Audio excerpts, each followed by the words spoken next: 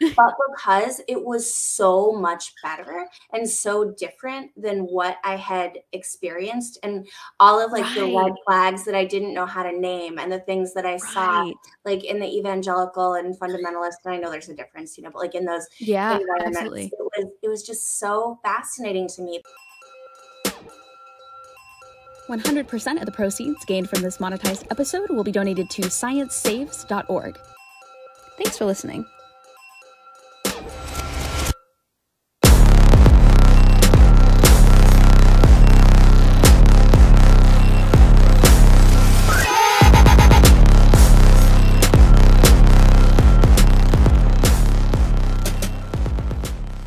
Kat, thank you so much for joining me. I think your story is very interesting because yours is, I don't want to say backwards. It's like out of order in terms of what you would think the story of somebody who was involved in a cult is. And so why don't you tell us a little bit about how you first were introduced to the idea of like fundamentalism and evangelicals? Oh, yeah, absolutely. So I was raised super normal, I would say, for lack of a better term, in the Midwest with my parents had one sister, and we went to a Catholic church growing up, but it was very much like it was a chill Catholic church in retrospect. It didn't feel chill to me as a kid because I didn't want to get up on Sunday, and like just in general, going to church was boring. So I was like, this is terrible. This is the worst. Like, Right. I'm out of here as soon as I can be. And, but I didn't really have any idea about other forms of Christianity other than I knew people went to like a Baptist church or a Presbyterian church or something. And I know when things would come up like in just a book I would read, because I've always been like a big reader, that I would ask my parents and say, oh, well, Catholics don't believe in birth control. And my mom would say, well, yeah, but we don't believe that part. Or like Catholics don't think women can be priests, but gay people Yes. can't get. And it was like, well, no, like we don't believe that part. It's just, you don't have to believe Yes. all of it. And so Yes. I had this idea that because Protestants could have, ministers that were like not just straight celibate guys, and that you could, presumably like use birth control and things like that, that every Protestant was like super chill, super progressive. So that was kind of like my framework of the world, like that we were the most strict and that they were not. And then I grew up in a city in the Midwest, but when I went to college, I ended up going to a pretty rural college because they had a ballet program. I mean, it wasn't, they Interesting. had like a city campus. It was like 45 minutes away. So it wasn't like, Yeah. a big difference, but it was definitely a big culture shock because everybody was like super Christian. And for me growing up, it was like church was a thing that you did because like you had to. Some people went, some people didn't, but it wasn't really anything that was like part of your identity. And all of a sudden, everybody was That's like, so well, interesting. yeah. I can't even imagine like growing up where church like isn't part of your overall identity. That's so interesting. Yeah, apparently that was a very common experience with like everybody that I dated or wanted to date or went to college with. Like it was always, oh, are you a Christian? Do you want to go to this Bible study? Do you want to go to this group? And I was like, well, I guess I'm a Christian. I was like, sure, okay. And then like, I mean, I don't want to sound like I was super ignorant of the world around me and that Yeah, I right. didn't understand that. Cause I mean, it was, George W. Bush was president when I was in high school. So I did have this idea that there were like conservative evangelicals out there, but that didn't seem like the norm. That seemed like really strange, like Right. outlier. And so then Right. all of a sudden, when there were so many people where that was just their reality, I was like, well, maybe I'll go to church, but like, I'm not going to be homophobic or I'm not going to be sexist or I'm just going to like believe the good stuff and not the other stuff, kind of like my mom said about Catholicism. And so basically I started going to churches to make friends or going to like church related things like because my boyfriend wanted to go. And people were really nice, really chill, and it was like, okay, cool, these are my friends. I'm just not going to bring up this one thing or this other thing. And Interesting. yeah, because it was like, I don't want to know, like I like Right. you, so I don't really want to know who you voted for, or I don't Right. really want to know like what you think about reproductive rights. Like, let's just keep Right. that on the table. And And isn't that interesting? Like now as adults, we would probably never be like, oh, I'll hang out with this person, even though they're a homophobe, even though they're right, this, even though they're that. But when it's church, there's like that divide where it's suddenly okay as long as nobody brings up those things and talks about those things. But nowadays, as adults, we would probably never do that. We would never say, you know, like I'll surround myself and like I'll identify as with this group that has these, that I know for a fact has these beliefs, as long as I don't talk about it and like cause drama. Yeah, and I also wonder like how much of it is just like, at least in my case, having like a fully developed frontal cortex now, as opposed to being like a 100%. teenager. Because Yes. I was like, I started college when I was 16. I did dual enrollment in high school and then started really young. I was always like one of the youngest kids in my classes. So, and then I moved out, like I left and lived on campus, even though it wasn't too far away. So I was very much like super young, out on my own. I had like one boyfriend the summer between high school and college, and it was really just like more of my friend, you know, and I was just like, I have a boyfriend, cool, like let's hang out. But so when I went to college, I did like right away, like get my first boyfriend. He was maybe 4 or 5 years older than me. He was a senior. I was a freshman. We met in fancy. LA. And he was like super hot and super nice and super talented. And I was like, this is great. Life is awesome. Like everything that I thought college was going to be is here. But he was also like super religious. And it was like, oh, well, I don't believe in sex before marriage. You don't either, right? And I had honestly like never even thought about that. I was like, well, doesn't everybody, like, what, how would you know that you were compatible? Like, but I was like, well, if this is important to this person, then sure, of course, like that's their boundary. And I was like, yeah, whatever's important to you. And what shocked me was I remember him being very much like, well, no, it needs to be important to you too. And I was kind of like, can't I just like respect your boundary and not have it? Yeah. But okay. But you that's know, wild. Yes, very much so. And I mean, you know, this guy, like, he was great. He was nice. He was fine. He was young too. Like, we're in college. Like, you know, your first relationship is not going to be like, for most of us, like the person we end up with. It was the classic, like, you know, oh, my heart is broken after we broke up. This is terrible. And I had been going to like church with him. And then somebody just kind of reached out to me and they're like, hey, like, we haven't seen you in church. Like, why haven't you been coming? And I was like, oh, and she was really nice, like this girl. And I was like, oh, well, I broke up with my boyfriend. And, you know, she's like, well, he doesn't even go here anymore. Do you want to go to church with me? And I was like, sure, a friend. Great. So I started, you know, going and I remember like, I was like on a date with this other guy that my friend had, you know, set me up with. And he had like stayed over in my dorm. And the next morning he's like, well, do you want to go to breakfast? Do you want to do this thing? And I was like, no, I have to go to church. And I remember he was like really shocked. He's like, you go to church? Because he didn't go to my school. And I was like, yeah, but it's not like a weird thing. It's just like a thing that I do. And so I went to this church and there was this family there that did a lot of like the music and everything. And I know that I had like met one of the guys like at a thing, like an arts festival or something that I was at for ballet. And I remember like he said, oh yeah, like we exchanged phone numbers, but you know, like I had been out of town and everything. And he called me like when I was home for Christmas break and asked if I wanted to go out with him. And I was like, yes, I'm bored. I'm at home. Like, you know, it was like being an extrovert who just like needed friends, needed to go out, needed to do things, and didn't want to be at home during holiday break. So I remember too, he called and I was like, I hope somebody calls me. And my mom's like, well, I'm glad somebody called you because you seem very miserable right now. And so I remember we just like hung out all night. We went to a coffee shop. We went and got like, I was pretty much always raised vegetarian. So I didn't eat a lot of meat, even though a lot of people in my family are very strict about it. I was like, I got a tofu dog, I think, like this hot dog place, I remember. And we're just like sitting and talking and he seems really cool. And then it was kind of like one of those things where we just like were with each other every day. This guy was like quite a bit older than me. I think he was almost 10 years. Wow. Then, long story short, we ended up getting engaged and married like really quickly.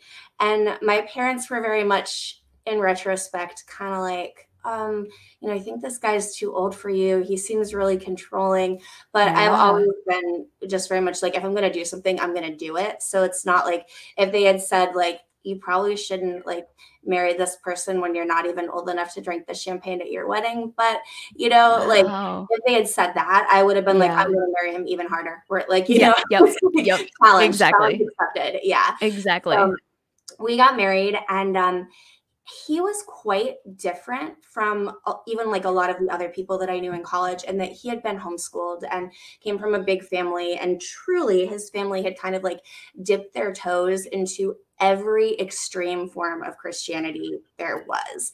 And I don't Interesting. really know what I was getting right. It was like, if it was like the Methodist church down the street, no, none of that. But like Bill Gothard and IBLP homeschooling they did when they were little, and Extreme like stuff. Pentecostals speaking in tongues. There was a little foray into polygamy of some sort in there, I think.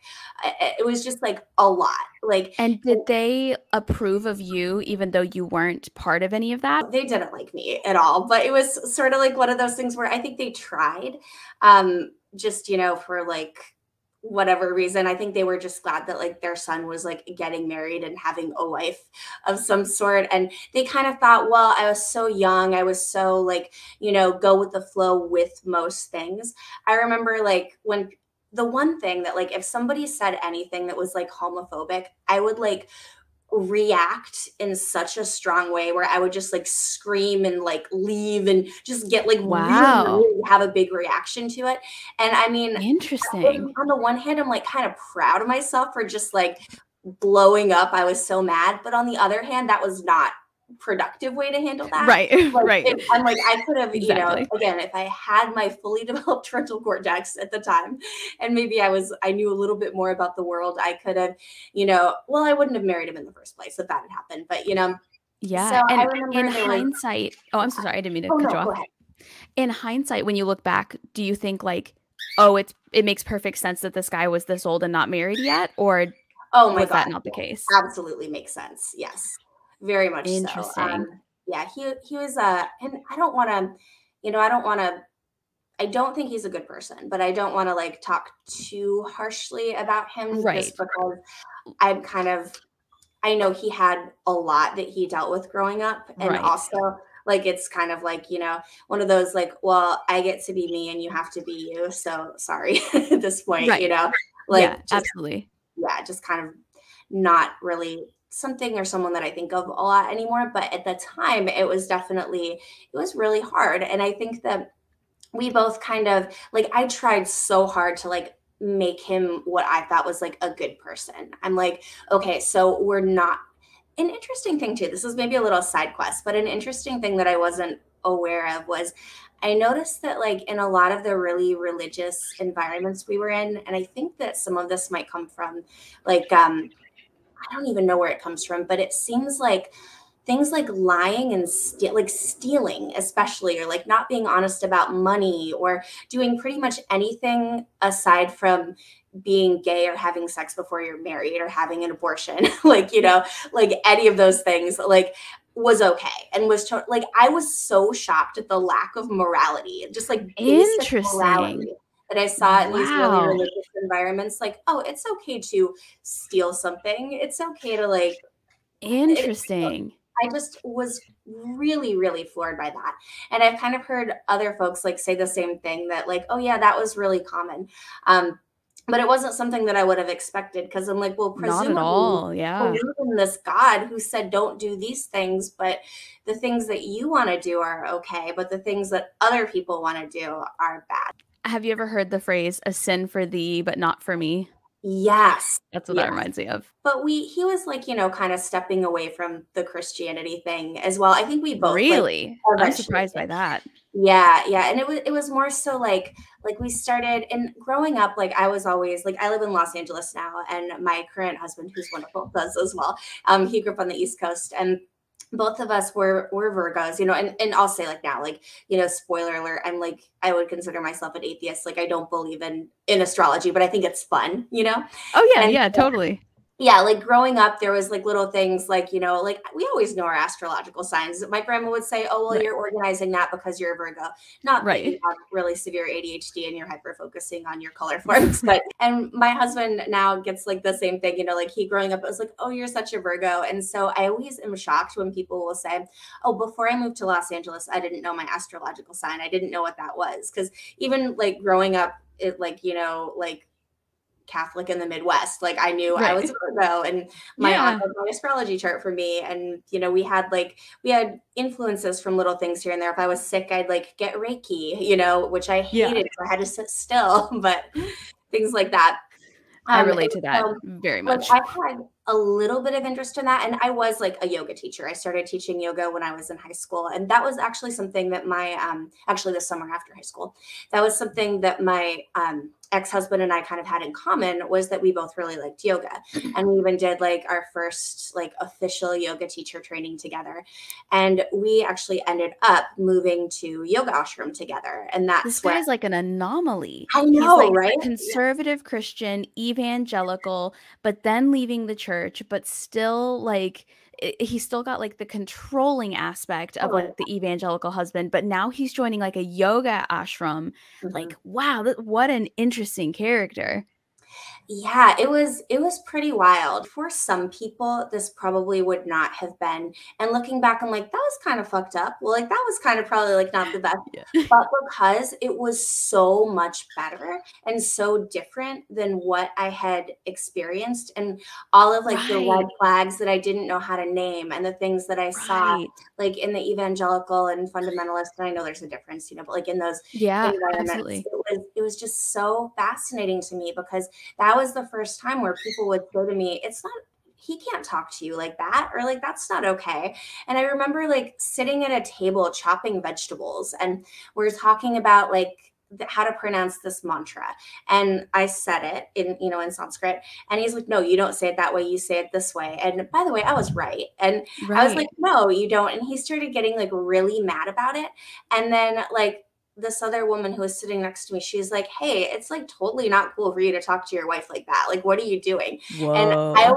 will never forget that the guy who like ran the kitchen, like he de-escalated that in like the sweetest, kindest way, and like kind of like made a sweet joke. I don't even remember exactly what it was, but I ended up like looking like extra smart like at the end of his joke. And I was just like, Wow. I don't know how you did that, but that was magic. That was so kind. And truly, Yeah. like, there were, you know, so many people there who were just like so kind and who taught me professional skills that I wouldn't have learned elsewhere because I didn't, you know, go to Interesting. college.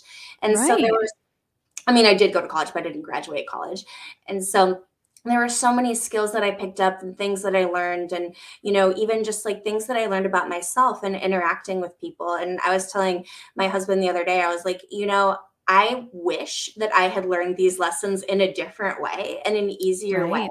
But Right. I'm really thankful and I'm really grateful that I learned those lessons and that people, you know, taught me that they gave me confidence that I didn't have, because honestly, I pretty much like felt like garbage a lot of the time in my, okay, so here's a little bit of maybe some background there. I remember when we had first gotten married, and I had just, I think, turned 21 finally. It is really hilarious that like we had champagne at our wedding, and they Right. gave me some, but they didn't give any of my friends any because they carded them. And they're like, well, surely the bride must be of age. And Right. Right. no, was not.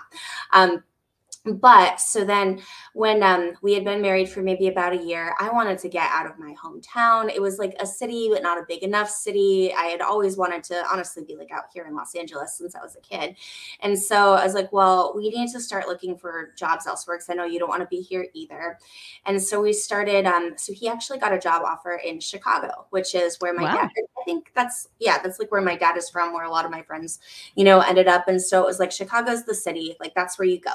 And so he got a job offer in Chicago, and I was really excited. And so I like quit my many teaching jobs and, you know, like went with him. We were looking for an apartment, and he ended up getting fired like right away. And I remember Wow. just like we had to go to like San Francisco for some trip, and I'm just like thinking, okay, I can't depend, like it's very clear that I can't depend on this person to like to Right. support me, which not that I like ever really thought I would depend on him to support me, but like that I have to do it all on my own is what I thought. Right. Like Like I you have to thought you could support at least count on him to pitch in and to like to kind of throw his, half into everything, but now you realize you can't even expect that.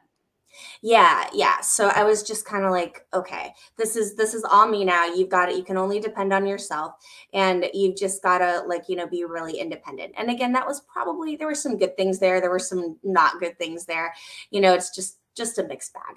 But so I remember like having that feeling really strongly, like, and then just feeling kind of devastated, like, what did I do? I shouldn't have married this person. Like, I remember just Right. like thinking, like, what's my life going to be? I messed everything up. But I'm also like, I was really stubborn, really determined. Like, I am going to stay in this relationship. Like, I'm going to make it work. I'm going to be the best wife. I'm going to do everything that I can do to be great. But I also had like such a lack of confidence. And Do you think part of that was that evangelical, even though you weren't a part of it anymore, do you think part of it was kind of like that ingrained, like, if you don't stay married, that's a failure, or that's like frowned upon, or that's like a sin? Or do you think that was more just personal failure that you were afraid of? I think it was more personal failure, honestly, because I didn't like, again, like, I don't ever think that I believed like divorce was a sin, like, ever. It was just Good. kind of one Yeah. of those things. Yeah, like one of those things where like I just like, because it was never introduced to me in that way, or like in Catholicism, it's like, oh well, you're not really supposed to get divorced. But my dad was divorced, and it was like he was great, and it was like Yeah. not a big Yeah. deal at all. Yeah. So like, That's I funny. mean, like, I understood that was, I like that it was a part of life. And it was like one of those, like, well, like, that's what they teach officially, but like, obviously that's not how the world works. And so I wasn't like anti-divorce, but I was anti me failing for sure. And I Yeah. didn't like the idea of telling like my parents, who like, or my friends, or like anybody, these people that came to my wedding, like, I failed at this, sorry. Like, I guess one reason too why I did get married so young was it was just like a checkbox, like, very Right. much, okay, this life Right. goal is done. I can, check that off. I can focus on other things. This says that somebody thinks that I'm good enough to commit to. Wonderful, great, beautiful. Right. Let's go with it. An And older so, guy who like says that I'm like different than all the girls my age oh and talks to me like I'm an yeah. adult, and like, oh yeah, 100%. Like, I remember what being that age was like. And if an older guy paid any attention to you at all, you were like, yeah, that's right, because I'm not like other girls. I'm so wise. I know so many things. I'm so worldly. And then you look back at this age and you're like, oh, that he was creepy. Like, that's, Oh yeah, like, so cringe, so yeah. cringe. Exactly. Like, all of those little flags that went off in my brain, that I was like, no, no, it's fine. A boy likes me. Like, really wish I'd listened to those. But so I was like really like in kind of low spirits. And then being in like the yoga environment where people like were like, hey, you're actually really smart. You're actually really good at this. Like, teach these classes, do these things. You know a lot about anatomy. You know a lot about this. You're a good writer. And so I started to like build confidence. And that felt really good. It felt really good to feel valued, and like this idea that like, well, I married the wrong person, and I dropped out of college, and I didn't do all these things that would have given me a good life, and I feel really embarrassed about these decisions.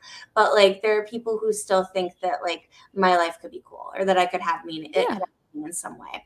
And but I also knew that I didn't want to live like in a yoga ashram for forever, because I looked at like, even though there's so many like really sweet, wonderful people there, I was like, I want to like experience things. I didn't get to experience so much of life. Like, I would go into New York City pretty often and just kind of like hang out with a friend, or, That's do cool. something, and just thinking like, I wish that I had had the chance to date. I wish that I had had the chance to like party, to live in a city, to do all of these Yeah. things that are like part of growing up.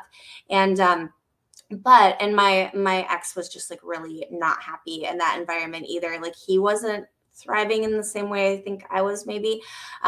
But he really wanted to move to the Pacific Northwest. And I was like, yes, a city, Portland, Oregon, love it. Let's move there. So Yeah. he ended up moving out there like 6 months before I did, because I actually had some kind of cool like career opportunities come up that I really wanted to stay back for. And he's like, I'll get us an apartment. It'll be wonderful. Like, I'll get a job, and then you can come out there. So I did. And I guess he got the apartment like literally like a day before I got out there, pretty much. And Whoa.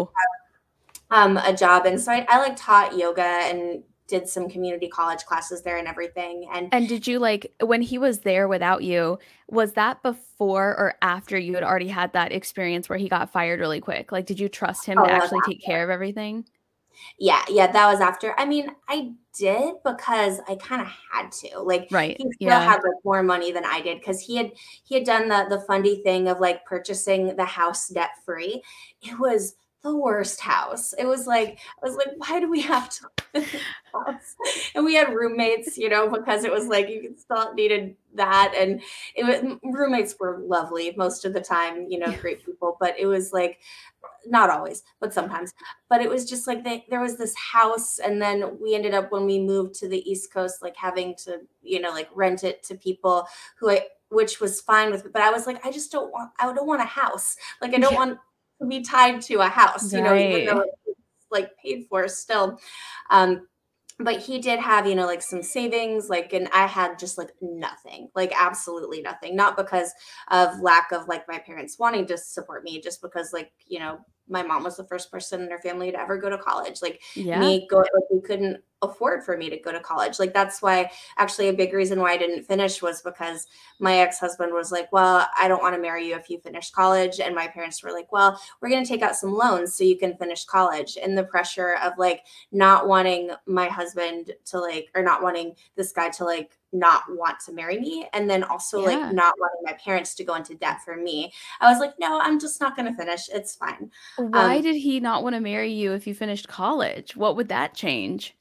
Well, it was because I would be away from him too much. Like we wouldn't get to spend Oh, enough time together. And I guess we didn't spend enough time together as it was because I was that's doing things that I wild. was doing. I know. Like again, like I'm just like, oh, why didn't you know this little cat? But Yeah, and I yeah. imagine like this whole time your parents are looking at this whole situation being like, "Oh boy," like I think maybe they knew in the back of their heads too if they said too much, it would have like driven you towards him. That must have been wild. Oh, 100%. And it was like very much too, like, just they pretty much said like as much. Like when I was so, to jump ahead in the timeline a little bit, like when we did break up, like I was like I was really embarrassed because I felt Mhm. like I had failed. And I remember just like waiting a while to like tell my mom. And I think I told my sister first. And I remember just like the response from every family member that I cared about, from every person that I knew and loved was, thank God. Like we didn't want to say Yeah. anything because we knew it wouldn't make a difference, but like we are so glad. And I was like, that was really surprising to me because I don't know what I expected. Like it's not like like I had ever like gotten to like, oh, you're like a disappointment for this or like whatever. But I felt that way. And then when it was just like, thank God, like it was nice. Yeah. Um, And was it who initiated it? Was it kind of mutual or was he really Oh, upset no, about no, it? no. So that was pretty wild too. So actually when I first moved to Portland to Oregon, I ended up so I got like I started, taking a yoga training. I like started teaching in places, like made some friends, and I really liked it and things felt like pretty great. And I ended up getting pregnant and then having an abortion, like which is what I've like always because I've just like known that I've never wanted kids. And even though like that was like I knew the right thing, like I was kind of surprised that I kind of got the reaction of like, well, you better, like I like there's something about like, well, you can't even take Whoa. care of a cat. And I was like, well, you well, let me have a cat. How do I know that Yeah. I can take care of a cat? But Whoa. yeah, so like I mean, and that was just kind of like I didn't want to it wasn't a traumatic or like difficult thing to go through at all. It was very easy. But again, it was feeling like I failed, feeling Right. like, how could I do this? Like, I know so, like, I was in like the sex ed club in college, like the Planned Parenthood Right. like group that like went around and like taught people like about, how to use contraception and resources on campus and everything. And like, this isn't supposed to, like, I'm supposed to be, quote, smarter than this. Like, I can't believe I was so dumb. And I just like felt bad about myself. So I didn't tell anybody. And I didn't want to tell my parents because like they were Catholic. And I was like, I don't know if that'll be like weird for them. And I just like, felt like a failure. And so I felt like I had like all of these like feelings again inside, like I can't finish school. I can't make enough money to like afford, to contribute enough to the rent. I can't do anything right. Just kind of like these feelings. And a lot Man, of that's that is, tough. like ADHD, RSV, like or RSD, not RSV. That's a virus, I think. Yeah. I was like, oh, interesting. Sensitive dysphoria. But yeah, so like just feeling like a fuck up. Oh, am I allowed to say? Oh yeah, totally. Yeah, okay. Just like feeling like a fuck up. Yeah, like what did I do? And man, that's so tough because it's like such a real feeling where you're like, I literally can't do anything right. And even if people were nice to me, like even if people weren't saying shitty things to me, like I still would be doing everything wrong. So yeah, exactly. Yeah. And so then we ended up moving into a new apartment, and I thought, like, aside from my marriage, which was terrible, like other parts of my life were honestly going really great. And I felt really good. A friend of mine and I had like opened a little storefront yoga studio, a couple of friends and I actually, and we started like teaching some classes, and we would have these big events, and we were having this Halloween party. And Halloween has always been my favorite holiday. Like it's, I loved it because I didn't have to go to church when I was a kid, and I could dress up and, school, like loved Halloween. It was my favorite day ever. And so I was really excited that we are going to do this event just before. And I asked my husband, like, hey, will you come to this party? And when he didn't show up to the party, I was like texting and he didn't respond. And so I get on the bus and I go home. And the first thing I do is I just like, he had all these shoes, and I just looked at his shoes, and his shoes were gone. And then I went into like, for some reason, I never wore my wedding ring. The wedding ring also was one that he had purchased long before he met me, and it was terrible. It was like for the future wife, not knowing that the future wife would not want a wedding ring that was purchased 10 years before you gave it to her, because styles change, and maybe and people have opinions on things that they like to wear. And so I was like, but like, I remember like my wedding ring was gone, and like half the things in my apartment were gone. And I'm like, oh, he's gone. And then I like, for whatever reason, I went on, because this was like the 2010s, I went on Facebook, and I saw, and he had like unfriended me on Facebook. And then I got a text, and it was like, I'm leaving you, bye. And I guess like he had like decided to go be with one of his personal training clients. And I was like, okay, well, I'm stuck with this rent. I'm stuck with this apartment. I don't know what to do. So I had to figure a whole lot of things out. And we just like, it's really easy to get divorced in the state of Oregon, which was good. Okay. And there was a point where he kind of tried to backpedal, but I was like, no, there's no coming back from this. Like, you're done.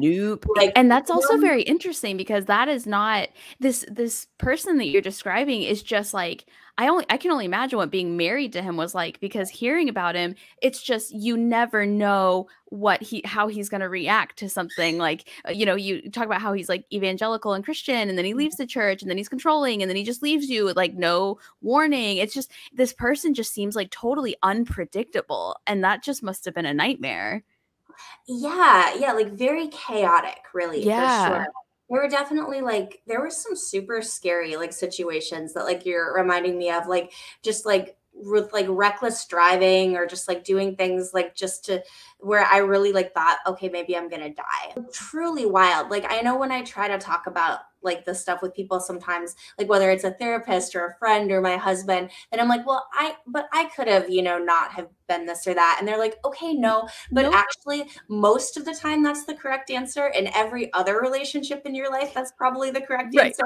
But truly, this was just like the wildest unhinged thing. And you don't need to like try to like say, oh, I could have done better, because you really like, no matter what you did, there was no winning at this. And that's what it sounds like you're set up to fail.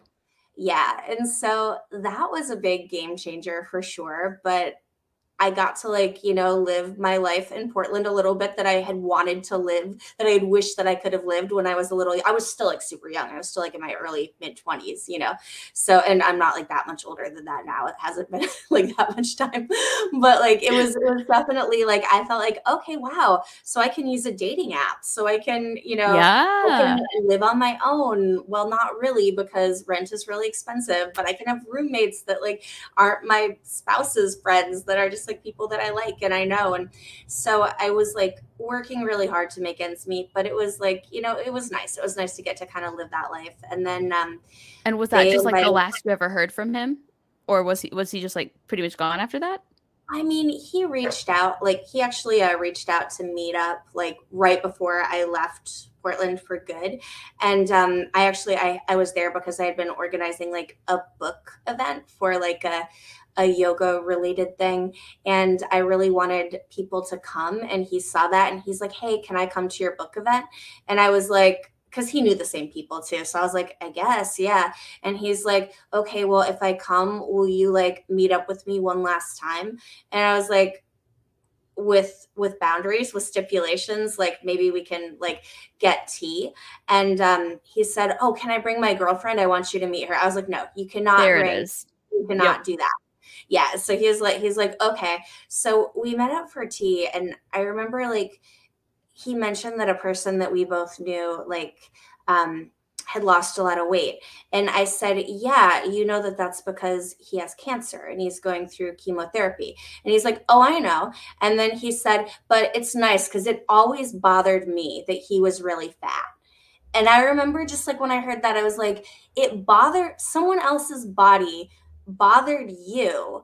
And you think it's better that they're a little bit smaller, even though it's because of cancer. Like when he said that, I was just like, I never want to see this person again. Yeah.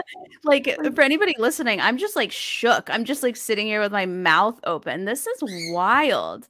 And he's like, yeah, I know, but like good thing they got cancer because they're skinny now. What the heck?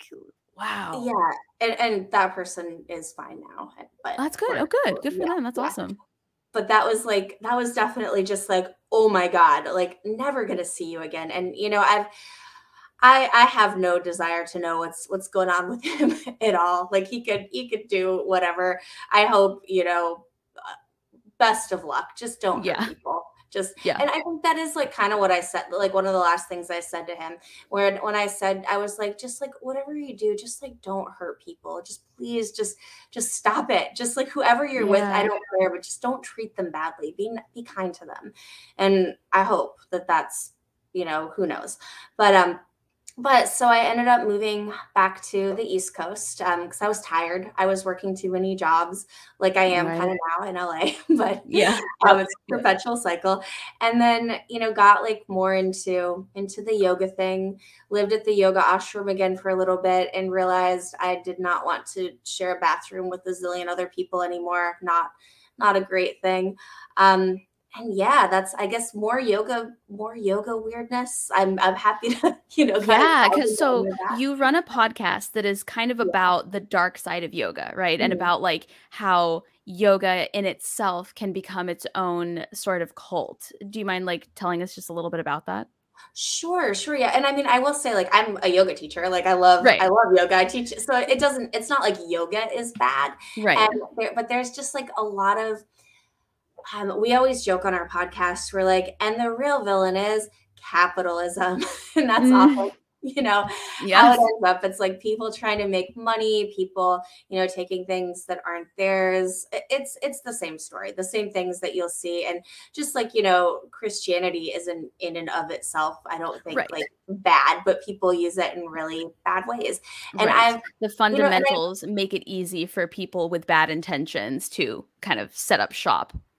Exactly. Yeah. And being kind of like in the yoga world for so long and writing about it and like making content and going to conferences, like you see the good and you see the bad and you see everything in between, and just like truly how much fucked up stuff goes on like everywhere. And it can be really disheartening. I met my current husband because we were working for an online yoga company together, and he's like not a yoga guy at all. He's a videographer. And so he was kind of just like, this is like, his reactions were like always fun to watch because it was like, that's really interesting. And then what the fuck? Like, no.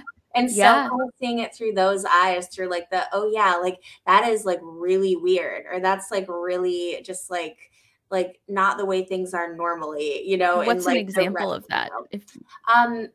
Food stuff. Food stuff is huge, like food policing, and even just like making people feel so guilty about truly just eating food, like honestly, or like not doing a cleanse or not doing, and you know, Ayurveda, which is kind of like the health and wellness, they call it the sister science, even though it's not actually a science to yoga, like has some really good stuff. And it makes sense for a lot of people. Like, okay, this like, is traditional, traditional wellness practices. And I can see like how it makes sense, how it relates to things like circadian rhythms and the seasons and just, things that generally tend to work for human bodies and trial and error. But you can also get like so religious about it in like a way where like I would be like when I was really in it, I was like, I felt morally deficient for drinking coffee, like just Wow. like the smallest things, like, or, oh, is this food that I'm eating going to like wreck my body? Or like, heaven forbid you have like anything processed, or, I mean, I grew up on Diet Coke. Like I love diet soda. And my evangelical Christians and my ex and everybody like had like really weird thoughts about that too. I remember him telling me, I can't be with someone who like, I took like a mild antidepressant, who takes an antidepressant, and I can't be with somebody who drinks diet soda. And so I felt already like those things were like morally deficient in some way, which they are Wow. not. I like will happily take medication and drink all the diet soda I want with hard liquor mixed in these days, Oh like yeah. Oh yeah. it's like, why not? But like just feeling all of this guilt like around things that were related to not eating clean enough or not. And I mean, it's wild too, because I think I mentioned earlier, I like learned later, like a lot of us did, that I have like really severe ADHD. And when I was Right. a kid, they even thought that I had like childhood anorexia. And I know now that it was like by talking to doctors and getting a diagnosis, that it was not that it was actually sensory related food stuff. And like, so food stuff has always been really hard for me. There are like textures and there are things that just like don't feel right. And so I'm really picky when it comes to a lot of things. And then so just like there was this constant just like eating a lot of foods that didn't make me feel good and that wasn't enjoyable because it felt like the morally correct thing to eat. Man. So it's And like all of the like strenuous rules, regulation, pressure, like moral, accusations and like moral aptitude of a religion, but it's like an entirely different, what's the word I'm looking for? It's like an entirely different world. It's an entirely different, like it's not God that they're focused on. It's not scripture that they're focused on, but Mhm. the same control tactics work in order to get people to stay in line in the group, in order to kind of like pressure people into being better at whatever the focus of that group is. So it's kind of like cult like in its own right. Yeah, absolutely, for sure. That's well put. And it's interesting because there is like this intersection, and I know like most people probably can't see me, or it's even difficult to see on camera, but I've always like I'm pretty much like I have like thin privilege, like as a thin person, so I haven't experienced like a lot of the really terrible like fat phobia that a lot of my friends who are also yoga teachers have like experienced in the yoga world. So for me it wasn't even like that. It was more just like this moralizing of, and Right. it's not like there's one group or more environment or one environment. It's like perpetual in the yoga world, just like, oh well, you can't have this because like that's chemicals. Well, Right. everything is a chemical. Like it like I don't know a ton about science, but I know enough to know that a chemical doesn't mean it's bad. you know Right. Right. Yeah, and like and anything in moderation, right? Like right. Diet Coke in moderation is totally Yeah. fine. And so what was how do you, because I know you're still involved in yoga and you Mhm. seem like it's a big part of your life. How do you stay involved in yoga but also stay away from these tendencies and this toxicity? Yeah, for sure. I mean, I think it's just like having good friends, having good yoga community, like people who kind of like finding people who, like are healthy for me to be around, and people who like kind of approach yoga in the way that I've like learned to approach it, as something that, there's like this interesting thing where you don't have to. I think it's important to acknowledge and honor like where things come from, because like white people love to, take ownership over everything. And, Yes. you know, so to say, like, I can read Sanskrit, like I know these texts. I know if I have a question, I know like people that I can ask, and I can, you know, like I have like, I feel like a commitment to learning about the background and learning more and saying this is where this comes from. But that doesn't mean I have to believe in it, because a Right. lot of it is like I don't believe in magic. Like if I hear Right. someone say, "Oh yeah, these gurus live in the Himalayas and they've been here for thousands of years and they're still alive and they're just like these perpetual souls and they make all these magical things happen." And I'm like, I don't believe that. No, but I also like I can understand like where that comes from, or I can like commit to understanding. I can ask people about it. I can respect people's beliefs as long as they're not harmful, but it doesn't mean that I have to believe it. Just like Right. even if you look at things like chakras, or like you know, kind of the more metaphysical aspects of yoga, like kind of learning about like, well, where does that originally come from, and where do our ideas about that today come from? Isn't that interesting? Like I've taught, you know, Yeah. college classes. Fun fact, you can actually teach college classes if you don't have a college degree. I did not know that, but they let me. So, hey, awesome. Uh, That's wild. Let me know where, because I'll do that. yeah. Yeah. That's But yeah, like, so I've, you know, taught classes on that. I've written about that. I've interviewed people like, and just to kind of understand, okay, I want to learn more about where this comes from. I want to learn more about how to talk about this accurately and respectfully, you know, knowing that I will definitely mess things up and, you know, go back to learn more. But also, it doesn't mean I have to believe in it. I do not believe I have chakras in my body. I do not believe I have any sort of right. an eternal soul that's going to live on after I die. Probably not, other than, you know, the fact that I'll live on hopefully in the memories of the people who cared about me. Yeah. But that doesn't mean that, you know, like you can acknowledge it without accepting it, I guess. Right. Yeah. It's just like we were talking about with like the horoscope and stuff like that. You don't have to be like a huge fan of the horoscope in order to have fun with it and like understand like just kind of the fun aspect of it, or the reason why somebody might want to know if they're, you know, an Aries or something like that. Exactly. Um and so was it difficult to allow yourself to get married again after the Um, first experience? Oh, well, that was actually kind of interesting and kind of fun. So, my husband, Kyle is his name. I'm sure he's listening whenever this airs. Hi, Kyle. So we met some, you know, living in the Northeast. And then we actually, for the company that we worked for at the time, which was unfortunately purchased by a very culty yoga company that then laid everyone off before we had to make the decision whether we wanted to stay or not. So I guess blessing in disguise. But we ended up moving to Los Angeles in 2019, and that was, you know, we weren't married yet or anything. We had lived together on the East Coast, and then we like moved to the West Coast, and I have family out here, my cousins that I'm really close to who are great. They're actually like the coolest Christians that I know.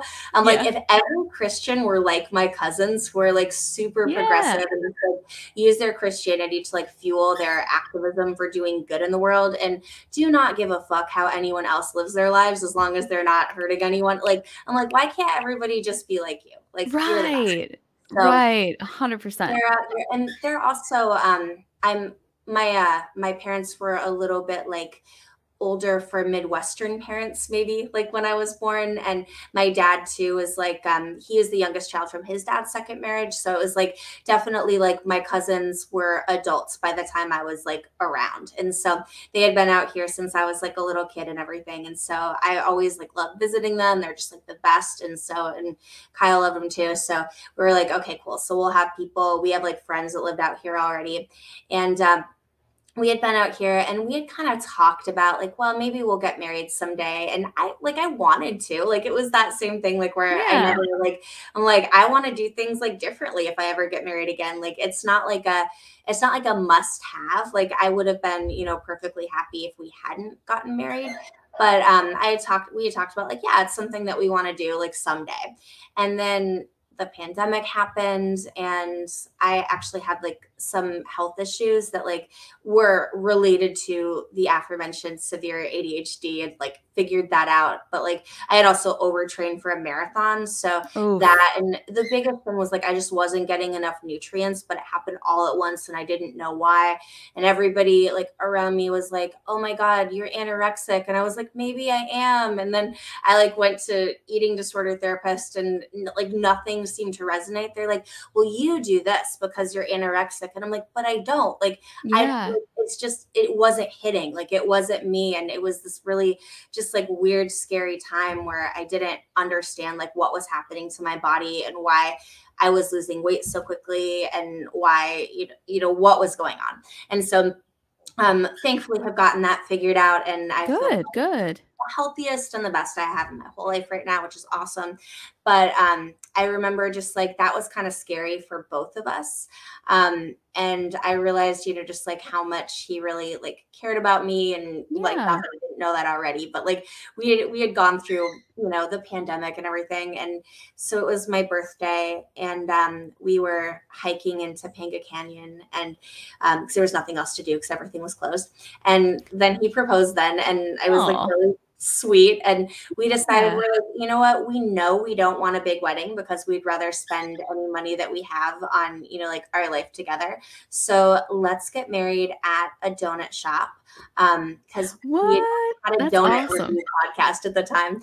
So like fun fact, if anyone is considering like a courthouse wedding or anything, which great, wonderful, those are fabulous. But if it's because of like budget issues, it is cheaper and far more wonderful to get married at any Voodoo Donut. No way, Voodoo Donuts. I love Voodoo Donut. That's where you guys got married? We did at the one at Universal City Walk on, and this is the best part, okay? Because I was so mad at my ex-husband for leaving me right before Halloween because Halloween was my favorite holiday, and I was like, I will not let you ruin this. Like, I will not let you like. You can take my wedding ring, which I did eventually get back, and I gave it to my mom because you know she had been really like had sent me some money, and I was like, I don't have anything to give you. Please take this, sell it if you can. It's really sweet, but I was like, no, you can take whatever, but you cannot take Halloween from me. And so we actually ended up getting married on Halloween. So I was hoping that's where that was going. That's amazing. Because it was the pandemic, we did it like outside. We had my two cousins and a friend of ours married us, and we had two other people, and that was it. I remember telling my parents, who, you know, my mom, everybody, like, I was like, hey, so we're getting married. Sorry, you can't come because we could only have it's outside in Los Angeles during the pandemic. They're just like, we're just so happy for you. It's great. The only thing I got a little pushback on, which was very minor, was changing my last name to his because my name is like on books that I published and everything. And I was like, well, no, it's just like my last name is so hard to spell. All I've ever wanted is an easy to spell last name. They're like, okay, that's great then. That makes sense, I guess. And you can always continue to publish under your old last name, you know, or whatever name that it is you're publishing. Actually, the publisher's like, I don't exactly understand this, but they're like, the Library of Congress is gonna like really be confused if you have a different name. It was something with the Library of Congress. So they're like, you can put both of them on the book. So the only thing I didn't ever want was like a super long, convoluted, hyphenated, but that's exactly what I have on book, which is fine. It's fine. But, what an interesting problem to have. The Library of Congress taking issue with life decisions that you're making. That's kind of like all we can hope for, honestly. But that's awesome. And so now you have your podcast and you teach yoga and you're living in LA, and it seems like you're living your best life, honestly. Would you say that's true? I mean, definitely like we have like there's like, you know, the financial challenges of being like a double laid off of like just existing in LA 2023. So we're kind of figuring that, but a lot of people are too. And there's like right now there's the writer's strike going on, which is affecting a lot of our friends. And pretty much my husband, you know, is like, he's a videographer. So he does a lot of PA work lately, which he really likes. And, but pretty much I feel like I'm almost like the only person I know who like doesn't work in the industry. And so it's just like, even though like I'm kind of like affected a little bit differently by, you know, that, like everyone I know is right now. So just like, it's a struggle to survive, but in that way, but like, all in all, like life is really good. I have like so much to be grateful for, and you know, just like such wonderful friends. Like I feel like the best about who I am. And, you know, I think about like, you know, it was actually really nice kind of going through that whole little trajectory with that story. Cause I was like, wow, I used to feel so down on myself and just think such bad things about No. myself. And like, I like myself. Like, it feels Well, so and you've nice come to like who you are. so far. Right. You've come so far. And in this entire time I've been talking to you, you haven't blamed anyone else for your decisions. You haven't offloaded any responsibility onto anyone else. Even just now, when I was like, things are going great for you, right? You expressed your like friends' struggles and the struggles of those around you and how important that is to you. Like, I think that's so interesting. You know, you're on this interview where you could say, you know, he was a jerk and I was too young and I didn't know what was going on and he took advantage. But instead you were like, I made decisions that I regretted later. And even though he was also not a great person, like, I'm not going to pretend like all of it was just him. It's just so interesting to hear you talk with such like humility. I don't think you should ever feel down on yourself about where you've Yeah. come from. I think you've learned, it seems like you've learned so much just as a human being and have grown so much from it. Well, thank you. That made my day to hear that. Thank you for Yeah. saying that. That's a really kind summary. Yeah, sorry the summary was interrupted by a bird. Thank you. Yeah, if somebody wanted to take a look at your podcast or listen to it, where would they find you? Yeah, it's so Dark Side of the Mat is the name of the podcast. It's available pretty much wherever you find podcasts, Apple Podcasts, Spotify, and on we have a Patreon. It's just Dark Side of the Mat, where we have some bonus content that we're working on, because I've been kind of teaching a zillion yoga and exercise classes lately. My co-host Justine has been doing a little bit more of the work, which is wonderful. And Justine is amazing, by the way. She's also she was a yoga teacher for a long time and made some really. We met at a comic convention years ago when I Whoa, went with that's my cool. family because she teaches. Yeah, she taught. It was called Yoga Quest, and she still has some content online where she made just like these amazing like fandom based adventures for grown-ups. If like a lot of people know Cosmic Kids Yoga, like the kids yoga that's like story based, like do yoga with the Hunger Games. I've never done Cosmic Kids Yoga, but I do know she was doing it for adults first. And she is a therapist and has written a bunch of books too. So she comes like with the lens of not only am I a yoga teacher, but also I'm like an actual therapist. So I know what I'm talking about. So she's That's been really doing a lot of cool. that recently and we have a lot of episodes together. But yeah, Dark Side of the Mat on Patreon and also on my website, which is Kat Heagberg, my last name, HEAGBERG.com. There's links to our podcast on there too. And so you can find it. And I will link all of that in the description. So wherever you're listening to this, you should just be able to scroll down and find all those links and find her podcasts and the website and everything. Well, Kat, thank you so much for your time. I really appreciate your story and your background and your honesty. It was such like a wild ride, but I loved hearing it firsthand. And I appreciate your patience with this one. But yeah, and I wish you all the best. I wish you all the best in the future and your artistic endeavors and what you guys choose to do, whether you stay in LA or move forward somewhere else. Thank you so much and love your podcast. You know, I definitely listen to every episode. So it's Thank like you. really wonderful and such an honor to, you know, be on here with so many other wonderful people. I really appreciate your time as well.